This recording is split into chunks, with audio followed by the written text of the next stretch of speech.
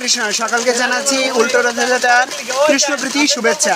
দেখেন আমাদের ভক্তরা রথ সাজাচ্ছে, এই ঠিক শেষ মুহূর্তে বৃষ্টি নামছে। দেখেন এই যে ভগবানের পুষ্প বৃষ্টি, দেখেন এই যে হরে কৃষ্ণ।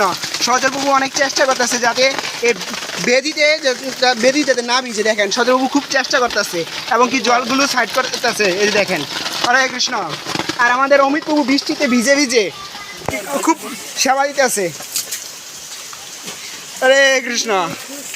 এই যে অমিতবাবু বৃষ্টিতে ভিজে জগন্নাথের দেখেন রথ সাজাচ্ছে এবং কি জগন্নাথের দেবের যে রথের চূড়ার যে কাপড়টা এটা মানে গুছাইতেছে। দেখেন খুব অপরিষ্কার ছিল, গুছাই ফেলছে।